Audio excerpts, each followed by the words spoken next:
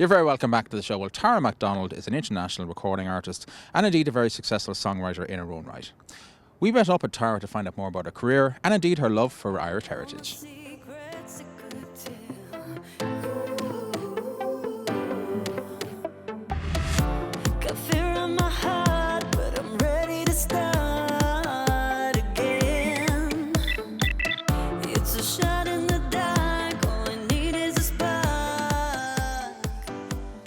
Thanks so much for joining us, Tara. A very Irish name. Tell us about your Irish background. I'm second generation, and my mum and dad chose to call me Tara because they love the meaning behind the name, because it means star, leader, and also, of course, because of the Hill of Tara. So I'm kind of named after the Hill of Tara. Wonderful. And your family on your dad's side was County Cavan, and you've quite a well-known uncle there in that area. Yeah, Phil Bernard McDonald. He's the seventh son of a seventh son, and also like a folk singer. And he played the piano accordion, and he was kind of really legendary. It's him and another friend of his called Pat O'Hara. And when my great uncle died, like even in the New York Post, they posted a poem about him called "Round Phil McDonald's Fire," and he's like a legend. He's definitely a legend to me, and it's great to have the opportunity to talk about him. The happy days gone by, when down the flowery pathway in the merry month of June, the path was bright and soundless, cloudless was the sky. The north of Ireland, it was peaceful in those happy days gone by. And you would have met him when you were back in Cavan as a child. Yeah, Monty Cashel, and he's really like one of the first people that really encouraged me to sing. And then what I love with my friends in Ireland is like singing is such a natural part of life, like especially with my great uncle, because he would sing like the history, the songs, the folk songs and stuff, and it was the first time that I'd been exposed to these songs. So yeah, it was just amazing, and he really encouraged me to continue on my path. So he's probably the as you said, he's the person that encouraged you to get started in music. Yeah. You started quite young in music. I did. I feel like Ireland's been really lucky for me because I auditioned for Les Miserables, I think, when I was 8, and I was just like a regular schoolgirl, you know. I had no sort of experience. I didn't have like an agent. I wasn't one of these starstruck kind of kids. I just had a really natural love for music, and my parents took me for an audition out of fun, really, and then I went to Ireland, went to the Hill of Tara, saw my uncle, touched the Stone of Destiny, and then when I came back to the UK, I auditioned again for Les Miserables, and I got the job.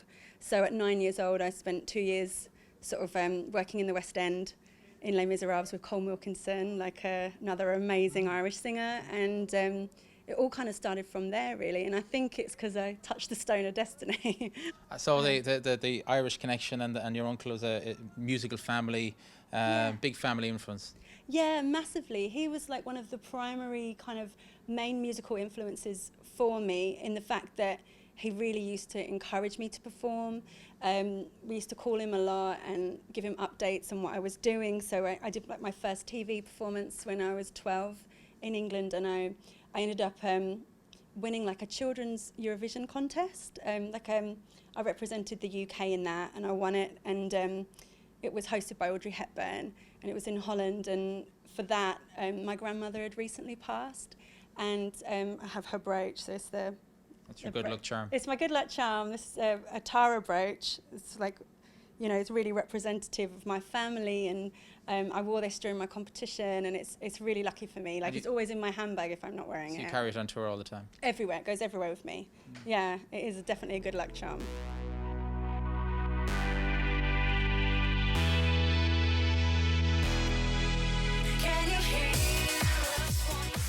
And I believe over the years, you know, you've worked with some very big names and some big actors. Jude Law is one of them.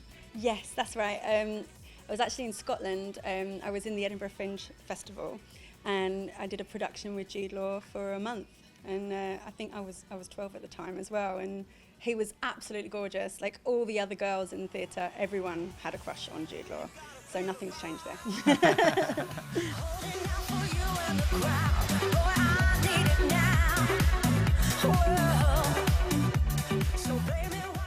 And you know, your career moved on. Then you've worked with people like Armand Van Helden, David Guetta, Yeah. some huge names.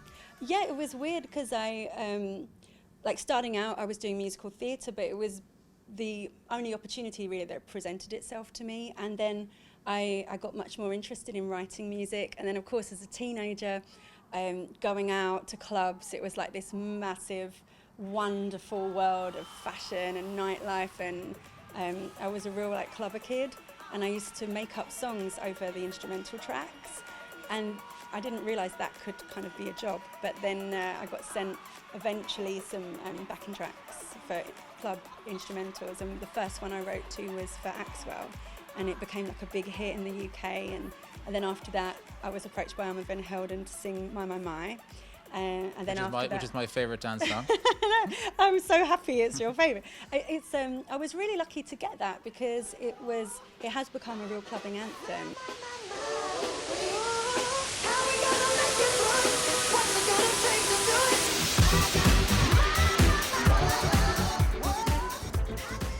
Was that song a big springboard in your career? Definitely, because after that, then I was approached by David Guetta, and he sent me some tracks to write to, and I love that because you get sent an instrumental, and then you go into the studio, you vibe on the track, you create a story, a title, you cut up the track and make a radio edit, you send it back to the producer, and then you just hope that they like it. And I did 3 tracks with him. The first one was a really big single in Europe. It wasn't released in the UK, and my mum was so sad because it was the first track that I'd been a part of where I was also in the video, and she couldn't brag to her friends because no one knew it.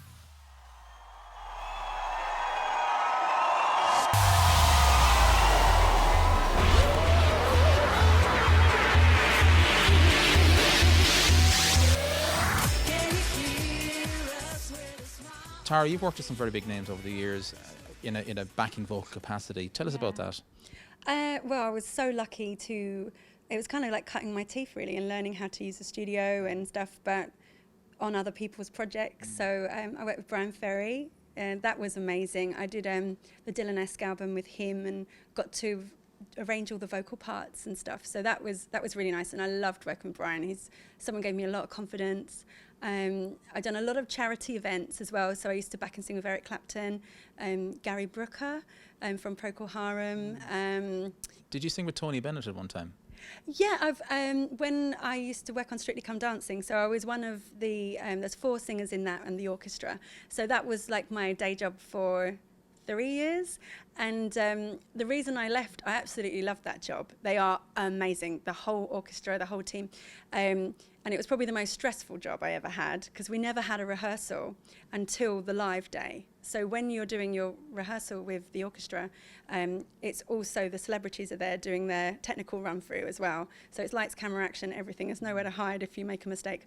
But I absolutely loved that. And Tony Bennett was one of the stars that came on, and yeah. What went through your mind when you actually met him? He gave me a kiss. He was very sweet, really humble. Yeah. He's like a major person in the music business. Like a jazz hero, isn't he? And it was just super, super nice, super respectful. The same like Brian Ferry, the same, someone, or Roger Waters. He's another like legend to me because I love rock music and. Working with some of your heroes, backing vocals. Me and my friend Tracy, she's another singer, and when we worked with Eric Clapton, we were so excited. It was the hand jive, do that crazy hand jive.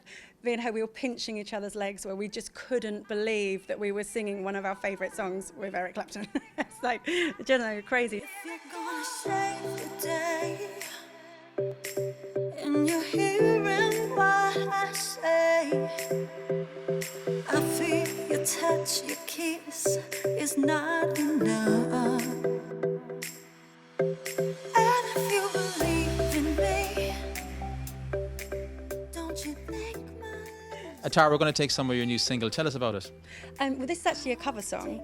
It's a big dance anthem, and for me, it's been one of my favourite clubbing records. It's probably one of my favourite clubbing records of all time. It's called I Need a Miracle, and I wanted to make a new version of this. I think it's a really kind of fun, easy kind of summer vibe record, and it's in sort of a tropical house style. And it's just a song that I love. And the idea behind it for me is there's so much tension between race and religion at the moment. And one of the lyrics in the song says, I won't take nothing less than a deeper love. And that for me is the real message of the song. It's about bringing communities, religion, everybody back together, because there's too much segregation right now, you know. So this is a reminder. That's what I want to represent in the video. And if people want to download the track or hear the track, how can they do that? Well, at the moment you can stream it. It's on Deezer, it's on Spotify. I have also teasers of all of the remixes. They're going to be available, I think, next week on Beatport. But if people want to hear, I've got some amazing remix package. Okay, it's so good. You will like it, I know. Just go to my SoundCloud. That's under Tara McDonald, and I'm shortly going to be signing my project all over the world. So watch this space. Thank you so much. Thank you. Well, it really was great to meet Tara and to find out more about her career, and we'd like to thank her for taking the time out to speak to us. If you'd like to contact the show, send an email to ian@irishtv.ie, and you can also find us on Facebook and on Twitter. Unfortunately, that's all the time we have right now, but do come back to us next week when we'll be out and about in the UK.